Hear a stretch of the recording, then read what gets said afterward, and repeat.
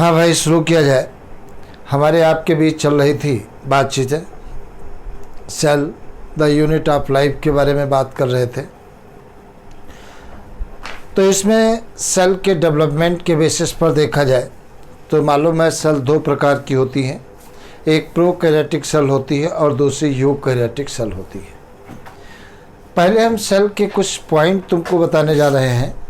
अगर तुमसे पूछा गया बताइए माइकोप्लाज्मा, ये माइकोप्लाज्मा का साइज कितना होता है, तो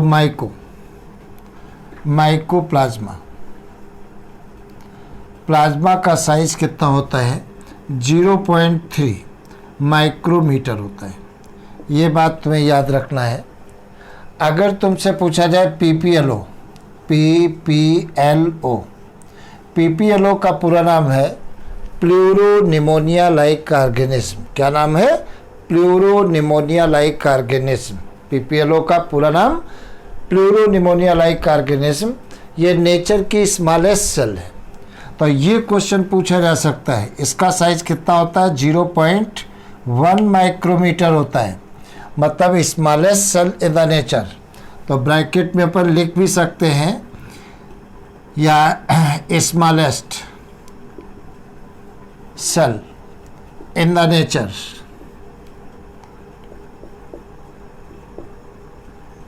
तो ये क्वेश्चन कई बार आ चुका है, नेचर की स्मॉलेस्ट सेल कौन सी है, तो आपका आंसर है प्लूरोनिमोनिया लाइक ऑर्गेनिज्म। ये नेचर की स्मॉलेस्ट सेल है। अगर तुमसे पूछा जाए सिंगल आइसोलेटेड लार्जेस्ट सेल कौन सी है, मतलब मैंने क्या बताया, सिंगल आइसोलेटेड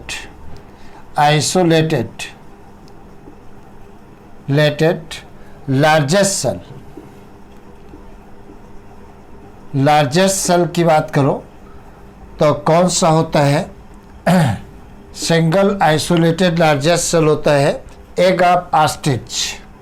क्या होता है? Egg of ostrich. इस पर भी क्वेश्चन कई बार आ चुका है कि सिंगल आइसोलेटेड लार्जेस्ट सेल कौन सी होती है, तो आपका आंसर है शुतुरमुर्ग का अंडा होता है। अगर बैक्टीरियल सेल का हम साइज देखें तो बैक्टीरिया का साइज, बैक्टीरिया का साइज देखते हैं तो 3 to 5 माइक्रोमीटर होता है। ये बैक्टीरिया का साइज होता है। अगर जो ह्यूमन आरबीसी का साइज देखा जाए, आरबीसी का डायमीटर देखा जाए तो आरबीसी का डायमीटर कितना होता है, 7 डायमीटर होता है। 7 माइक्रोमीटर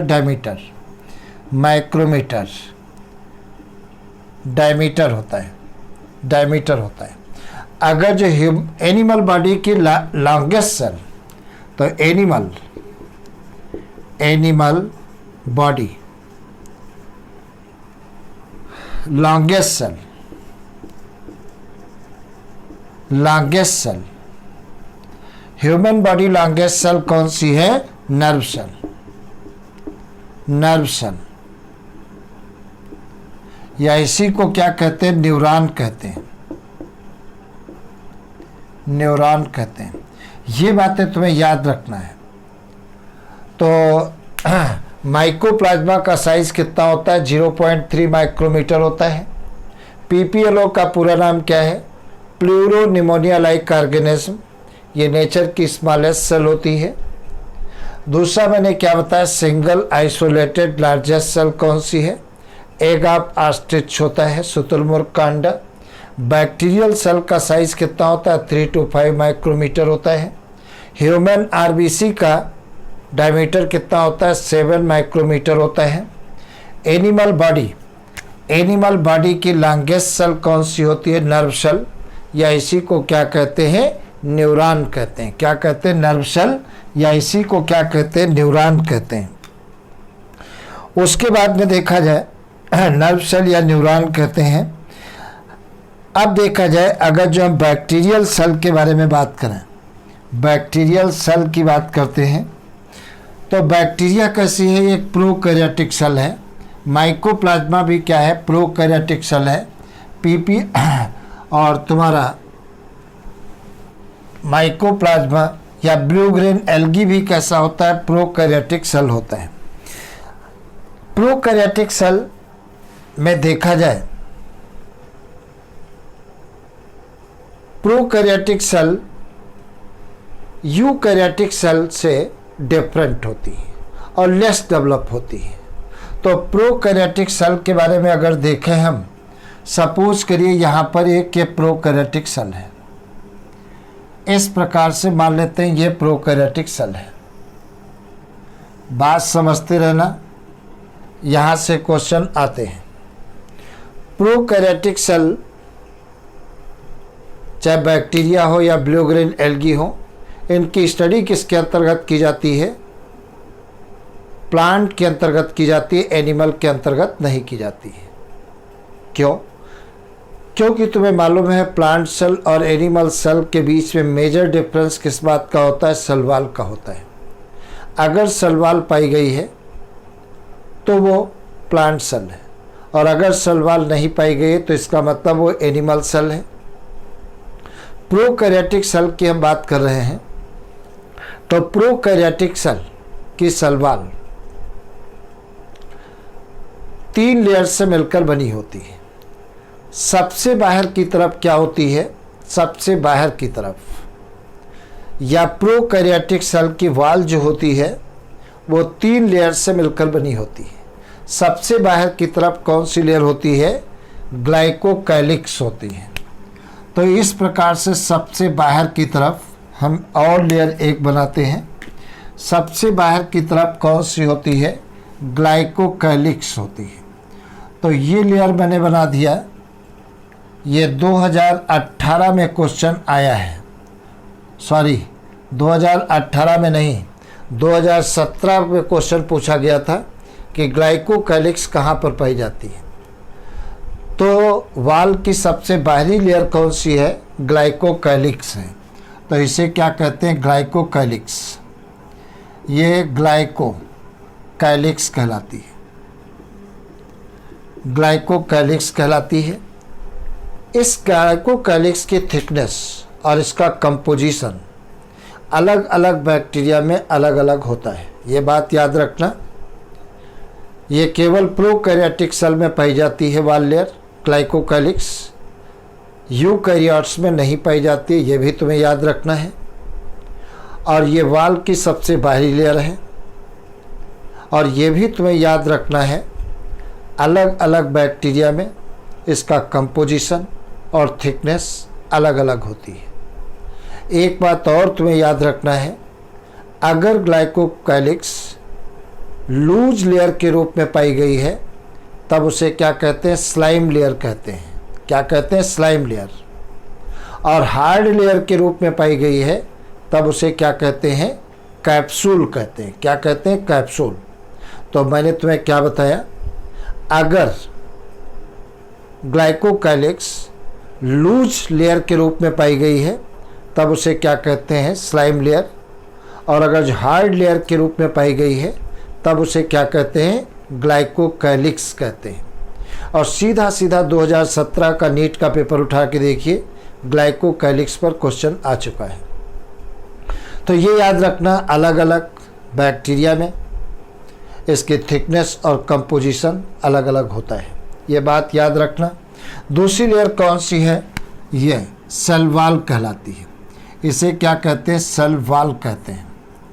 और बैक्टीरिया में सेल वॉल मैंने बताया था किसकी बनी होती है, मर्म्यूरिक एसिड की बनी होती है या पेप्टिडोग्लाइकॉन की बनी होती है, ये बात याद रखना।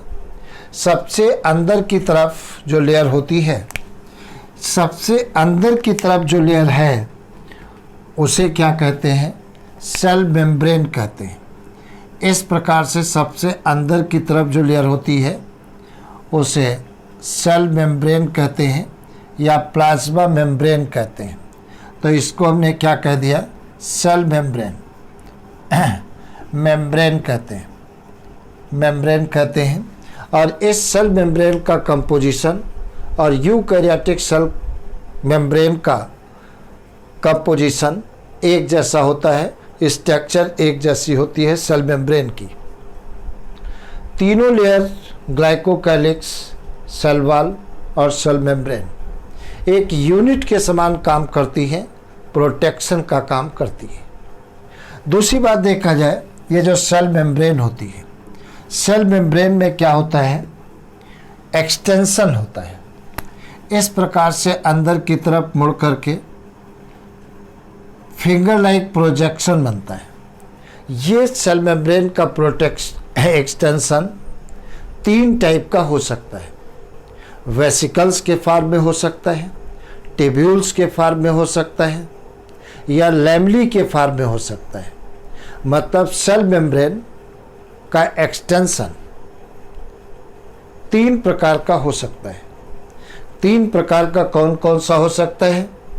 वेसिकल्स के फॉर्म में हो सकता है, या टिब्यूल्स के फॉर्म में हो सकता है, या लैमेली के फॉर्म में हो सकता है। और जो एक्सटेंशन होता है उसे क्या कहते हैं? मीजोसोम कहते हैं। क्या कहते हैं? इसे हमने कह दिया मीजोसोम कहते हैं। क्या कहते हैं? मीजोसोम कहते हैं। अब मीजोसोम केवल बैक्टीरिया में पाए जाते हैं और किसी में यूकैरियोटिक सेल में नहीं पाए जाते हैं। इनके अंदर क्या होता है? रेस्पिरेटरी एंजाइम पाए जाते हैं। इसका मतलब ये रेस्पिरेशन में हेल्प करते हैं, सरफेस एरिया को बढ़ाने का काम करते हैं, सेल वॉल के फॉर्मेशन में हेल्प करते हैं, डीएनए के रेप्लिकेशन में हेल्प करते हैं, और डीएनए को डॉटर सेल में डिस्ट्रीब्यूशन में हेल्प करते हैं, सिक्रीशन का काम करते हैं। ये सारे काम किसके होते हैं? मीजोसोम के होते हैं। अगर जो हम ब्लू ग्रीन एल्गी की बात करें, ब्लू ग्रीन एल्गी में सेल मेम्ब्रेन में एक दूसरा एक्सटेंशन पाया जाता है ब्लू ग्रीन एल्गी में, जिसे क्या कहते हैं? क्रोमैटोफोर कहते हैं। क्या कहते हैं? क्रोमैटोफोर। और उस क्रोमैटोफोर के अंदर क्रोमैटोफोर पिगमेंट भी पाए जाते हैं। तो एक दूसरा एक्सटेंशन होता है ब्लू ग्रीन एल्गी में, जैसे क्या कहते हैं? क्रोमैटोफोर्स कहते हैं। और जिसमें क्या बनते पाए जाते हैं? क्रोमैटोफोर पिगमेंट पाए जाते हैं। दूसरी बात देखा जाए, प्रोकैरियोटिक सेल के अंदर जो जेनेटिक मटेरियल होता है वो नेकेड होता है। जेनेटिक मटेरियल कैसा होता है? नेकेड होता है। मतलब इसके चारों तरफ न्यूक्लियर मेम्ब्रेन नहीं पाई जाती है। इस प्रकार से ये जेनेटिक मटेरियल नेकेड होता है। इसमें इसके चारों तरफ न्यूक्लियर मेम्ब्रेन नहीं पाया जाता है। और ये जो जेनेटिक मटेरियल होता है ये न्यूक्लियोइड के रूप में अरेंज रहता है। तो इसे क्या कहते हैं? न्यूक्लियोइड कहते हैं। न्यूक्लियोइड कहते हैं। और इसमें हिस्टोन प्रोटीन भी नहीं पाई जाती है। तो इसका जेनेटिक मटेरियल कैसा होता है? न्यूक्लियोइड कैसा होता है? नेकेड होता है। मतलब इसके चारों तरफ न्यूक्लियर मेम्ब्रेन नहीं पाई जाती है, हिस्टोन प्रोटीन भी इसमें नहीं पाई जाती है।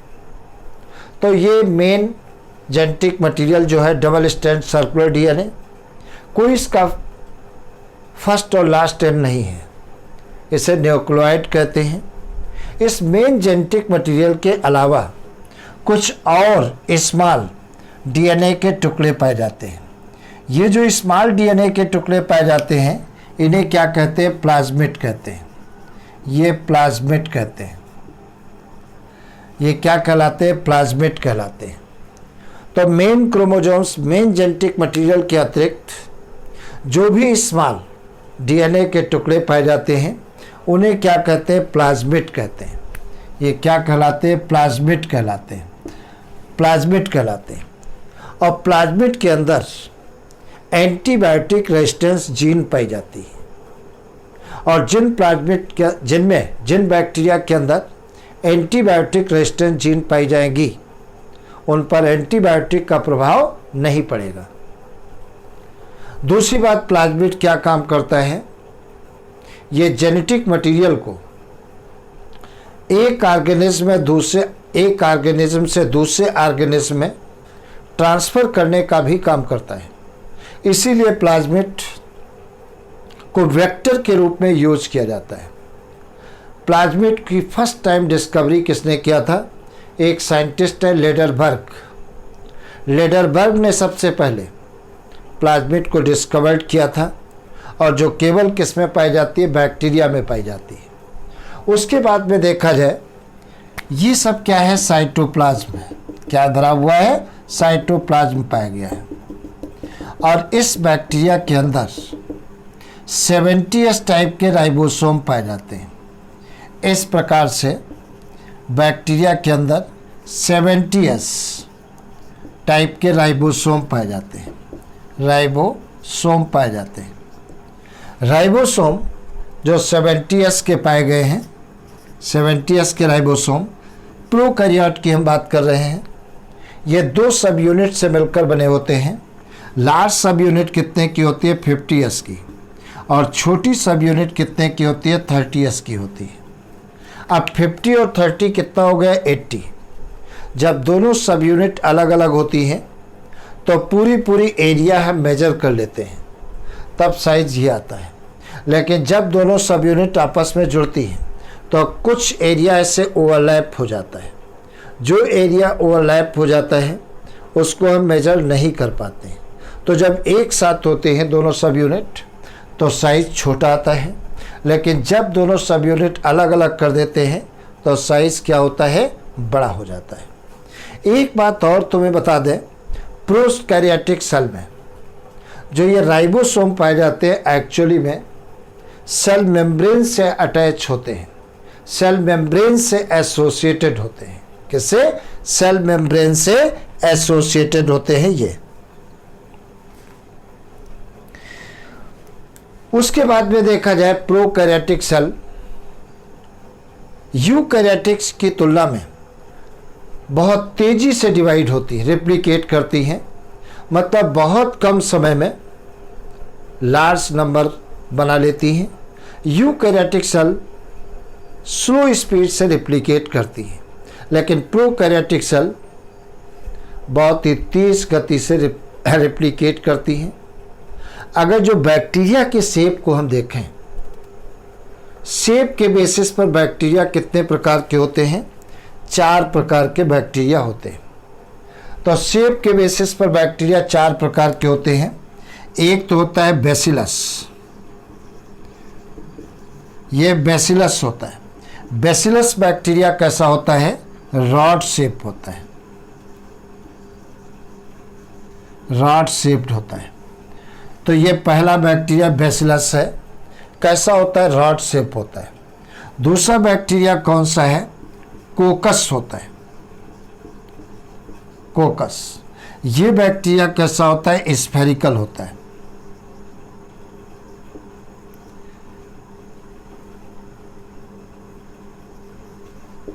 स्फेरिकल होता है, स्फेरिकल होता है। और तीसरा बैक्टीरिया कैसा होता है? वेब्रियो। ये कौन सा है? वेब्रियो। वेब्रियो बैक्टीरिया कैसा होता है? कोमा शेप्ड होता है।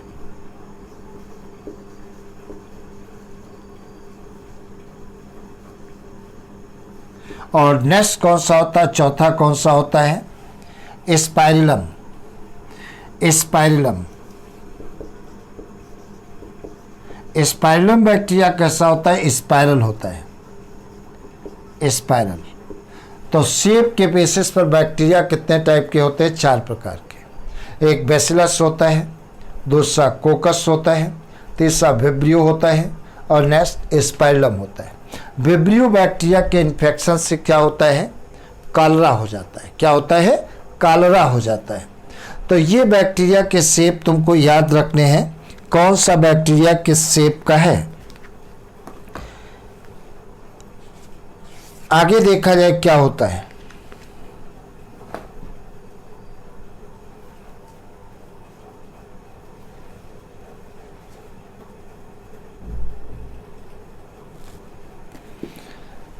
आगे देखा जाए क्या होता है इसी में, देखिए तो ये स्पाइरलम, तो यहाँ पर विब्रियो बैक्टीरिया जो है ये तुम्हें ज़रूर याद रखना होगा, और ये स्पाइरलम। आगे देखा जाए क्या होता है, ये बैक्टीरिया की बात अपन कर रहे हैं, प्रोकैरियोटिक सेल की बात कर रहे हैं। प्रोकैरियोटिक सेल में अगर जब हम स्टेनिंग के आधार पर देखें, बैक्टीरिया को स्टेन करने का मेथड किसने दिया था? एक साइंटिस्ट है ग्राम ने दिया था। जो बैक्टीरिया स्टेन को गेन कर लेते हैं उन्हें ग्राम पॉजिटिव कहते हैं, और जो बैक्टीरिया स्टेन को गेन नहीं करते हैं उन्हें क्या कहते हैं? ग्राम नेगेटिव बैक्टीरिया कहते हैं। तो ये क्वेश्चन ये पूछा जा सकता है, बैक्टीरिया को स्टेन करने की टेक्निक किसने दिया था? तो साइंटिस्ट कौन से हैं? ग्राम। तो जो बैक्टीरिया स्टेन को गेन कर लेते हैं उन्हें क्या कहते हैं? ग्राम पॉजिटिव कहते हैं, और जो बैक्टीरिया स्टेन को गेन नहीं कर पाते हैं उन्हें क्या कहते हैं? ग्राम नेगेटिव बैक्टीरिया कहते हैं। आगे बात देखा जाए, अगर जो मोटेलिटी के बेसिस पर देखा जाए तो जो बैक्टीरिया मोटाइल होते हैं उनमें क्या पाया जाता है? फ्लैजिला पाया जाता है। देखा जाए मोटाइल बैक्टीरिया में फ्लैजिला पाया जाता है, जैसे ये, तो ये बैक्टीरिया मोटाइल है क्योंकि इसमें फ्लैजिला पाया गया है। इस प्रकार से मोटाइल बैक्टीरिया में फ्लैजिला पाया जाता है, और नॉन मोटाइल बैक्टीरिया में फ्लैजिला नहीं पाया जाता है। एक फ्लैजिला 3 पार्टों से मिलकर बना होता है। इतना पार्ट कौन सा होता है? इसे बेसल बॉडी कहते हैं, बेसल बॉडी कहते हैं, बॉडी कहते हैं। इतना पार्ट जो होता है ये यहाँ से यहाँ तक, इस पार्ट को क्या कहते हैं? हुक कहते हैं। और इतना पार्ट जो होता है इसे क्या कहते हैं? फिलामेंट कहते हैं, फिलामेंट कहते हैं। तो फ्लैजिला के कितने पार्ट होते हैं? 3, बेसल बॉडी, हुक और फिलामेंट। इन तीनों को मिलाकर क्या कहते हैं? फ्लैजिला कहते हैं। तो ये बात तुम्हें याद रखना है, फ्लैजिला, तीनों को मिलाकर फ्लैजिला कहते हैं। इसके अलावा बैक्टीरिया के ऊपर इस प्रकार से पिलाई पाए जाते हैं। पिलाई कैसे होते हैं? ट्यूब्यूलर स्ट्रक्चर होती हैं। क्या होती है? इस प्रकार से ये ट्यूब्यूलर स्ट्रक्चर होती है, इलांगेटेड ट्यूब्यूलर स्ट्रक्चर होती है। ये लोकोमोशन में मदद नहीं करती है, ये बात याद रखना। लोकोमोशन किसके द्वारा होता है? फ्लैजिला के द्वारा होता है। ये एक स्पेशल प्रोटीन की बनी होती है, तो इन्हें क्या कहते हैं? पिलाई कहते हैं। इसके अलावा बैक्टीरिया की सरफेस पर बहुत सारे छोटे छोटे हेयर लाइक स्ट्रक्चर भी पाई जाती हैं। जो हेयर लाइक स्ट्रक्चर पाई जाती हैं इन्हें क्या कहते हैं? फिम्ब्री कहते हैं। ये भी लोकोमोशन में मदद नहीं करती हैं। ये क्या कहलाती है? फिम्ब्री कहलाती है। ये लोकोमोशन में मदद नहीं करती है। फिर ये काम क्या करती है? प्रश्न ये उठता है। तो इनको क्या कहते हैं? फिम्ब्री कहते हैं, फिम्ब्री कहते हैं। ये फिम्ब्री और पिलाई बैक्टीरिया को सरफेस से अटैच करने का काम करती है, या एक बैक्टीरिया को दूसरे बैक्टीरिया से अटैच करने का काम करती है फिम्ब्री और पिलाई। और फ्लैजिला क्या काम करते हैं? मूवमेंट में हेल्प करते हैं। और जो नॉन मोटाइल बैक्टीरिया होते हैं उनमें फ्लैजिला नहीं पाए जाते हैं। तो आज इतना, फिर उसके बाद नेक्स्ट क्लास पढ़ेंगे। ओके।